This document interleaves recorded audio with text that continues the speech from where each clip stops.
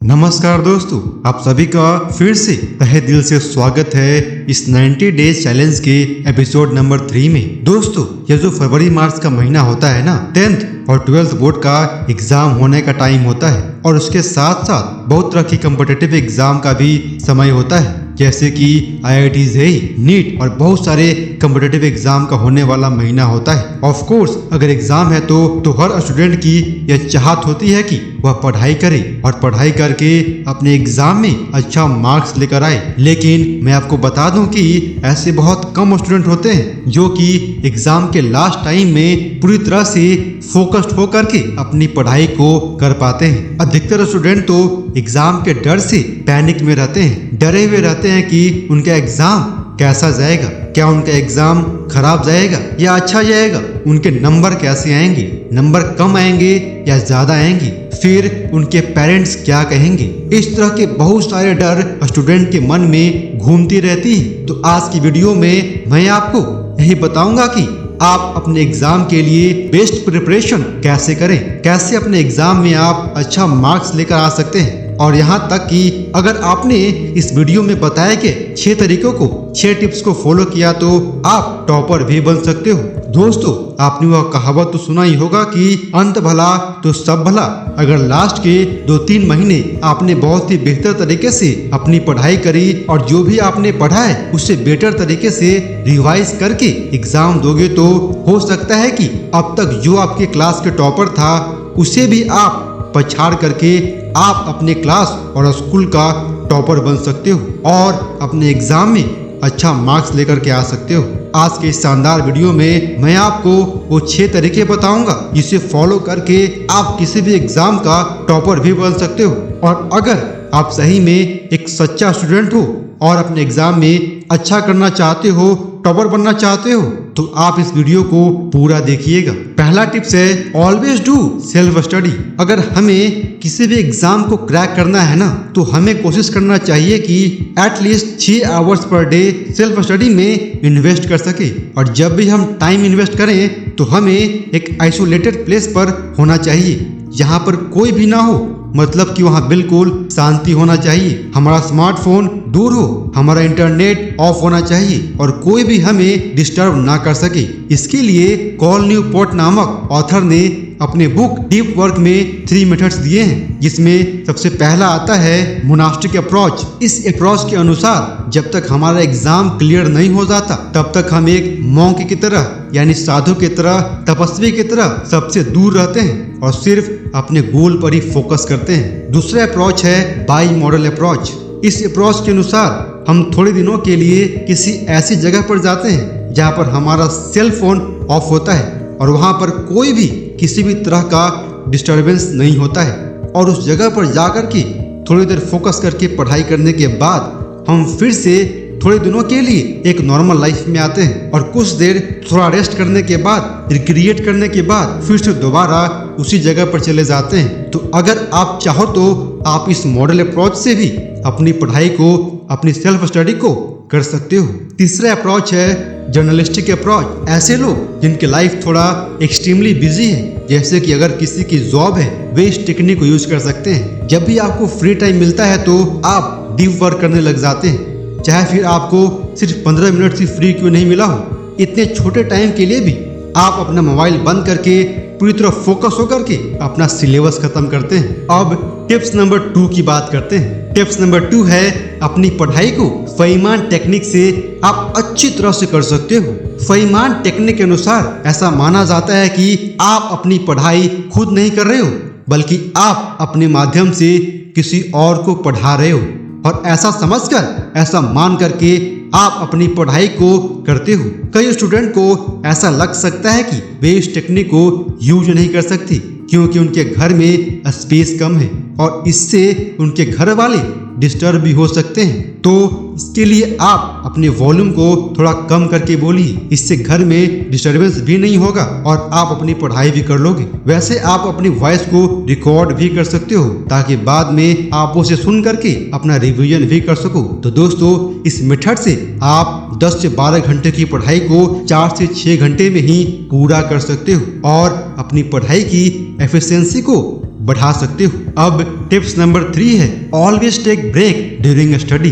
दोस्तों एक टेक्निक है, इसका नाम है पोमोडोरा टेक्निक। इस टेक्निक के अनुसार आपको 50 मिनट्स स्टडी करना चाहिए और फिर 10 मिनट्स का ब्रेक लेना चाहिए, या फिर आपको 25 मिनट्स की स्टडी करनी चाहिए और उसके बाद 5 मिनट्स की ब्रेक लेना चाहिए। और अगर आपने इस पोमोडोरा टेक्निक को फॉलो किया तो आपको इसके 2 फायदे होते हैं। इसका पहला फायदा यह है कि आप इस टेक्निक के अनुसार टाइम पर फोकस करते हो, ना कि अपने टास्क पर। अगर आप ऐसा करते हो तो आपको यह टेंशन नहीं होता कि आपको सिलेबस कब खत्म करना है, क्योंकि आपको यह पता होता है कि आपको तो सिर्फ 25 मिनट्स ही पढ़ना है और फिर इस टाइम में आप एक चैप्टर खत्म करो या फिर एक आर्टिकल, आपको बस पढ़ाई करना होता है। इस टेक्निक का दूसरा फायदा यह होता है कि आप अपनी स्टडी को बहुत ही कम टालोगे, क्योंकि आपने अपना स्टडी टाइम को बहुत ही कम कर दिया है और वह सिर्फ है 25 मिनट्स। इसीलिए अगर आपके मन में कम मोटिवेशन होता है ना,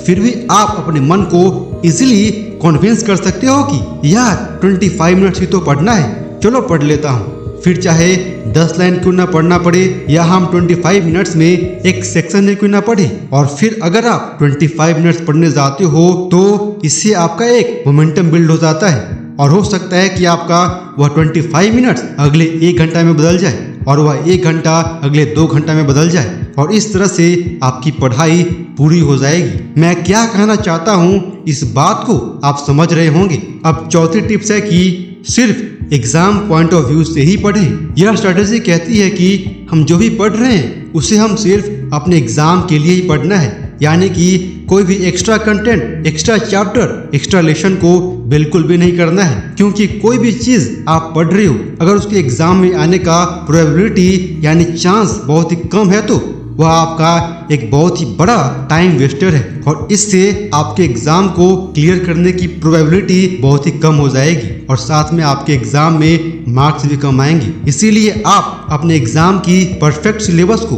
पोर्शन को जानकर समझ करके और एक प्लानिंग बना करके पढ़ाई कीजिए। रैंडम कुछ भी पढ़ाई नहीं कीजिए और इसके साथ साथ आप लास्ट ईयर पेपर को सॉल्व कीजिए, जिससे आपको यह आइडिया होगा कि किस तरह के क्वेश्चंस एग्जाम में पूछे जाते हैं। और इसके अलावा आप उस एग्जाम के पिछले साल के टॉपर्स का इंटरव्यू को देखिए और पढ़िए। इससे भी आपको यह आइडिया होगा, आपको एक्सपीरियंस मिलेगा कि किस तरह के क्वेश्चंस उस एग्जाम में पूछे जाते हैं। तो इससे आपको काफी फायदा मिलेगा और इससे अल्टीमेटली आपके एग्जाम को क्वालिफाई करने का चांस काफी हाई हो जाता है। अब टिप्स नंबर 5 की बात करते हैं। मूड ठीक हो या नहीं तब भी पढ़ें। आपको इस बात को श्योर करना है कि आपको यह पढ़ना है तो फिर पढ़ना है, फिर चाहे आपका मूड कैसा भी हो, क्योंकि 90% केसेस में आपका मूड हमेशा स्टडी करने के लिए मना ही करता है। इसीलिए जब आपका पढ़ने के लिए मूड ना करे तो हमेशा पोमोडोरा टेक्निक का यूज कीजिए और अपनी पढ़ाई को कीजिए। पोमोडोरा टेक्निक के अनुसार अगर आप 25 मिनट भी पढ़ लेते हो तो आपके मन का स्टेट ऑफ माइंड चेंज हो जाता है, जिससे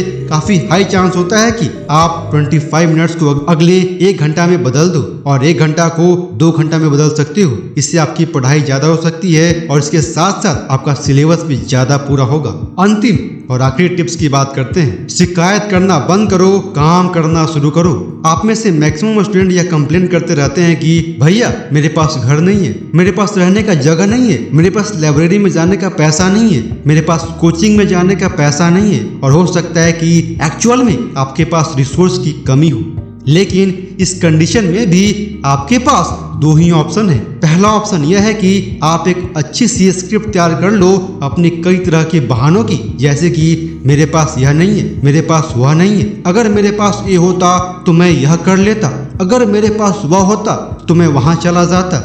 और मरते दम तक यह स्क्रिप्ट को आप लोगों को, अपने रिलेटिव्स को और अपने बच्चों को सुनाते रहना और एक लूजर की तरह, एक हारा हुआ मुर्दों की तरह जिंदगी जीना। वैसे यह बहानों की स्क्रिप्ट तो आपने आस पड़ोस में बहुत सुना होगा, बहुत लोग आपको सुनाते भी होंगे। तो क्या आपको भी उनके जैसा ही बनना है या फिर कुछ नया करके दिखाना है, अपनी जिंदगी को बदल करके दिखाना है और अच्छी तरह से पढ़ाई करनी है। डिसीजन, निर्णय आपको लेना है। अब दूसरा ऑप्शन यह है कि आप ये डिसाइड कर लें कि आपके पास जो है बस उतना ही है और उतना में ही आपको वह करना है जो आप चाहते हो और फिर आप उठो और मेहनत करके अपने गोल को अचीव कर लीजिए। देखिए, आपके पास कोई भी प्रॉब्लम हो ना, तो कोई ना कोई ऐसा दूसरा इंसान जरूर है जिसका आपसे भी ज्यादा बुरी हालत है, और उसके बावजूद भी उसने अपने जीवन में मेहनत करके उस गोल को अचीव कर लिया है। तो दोनों ऑप्शन में से आपको चूज करना है कि आप किस रास्ते पर जाएंगे। तो दोस्तों,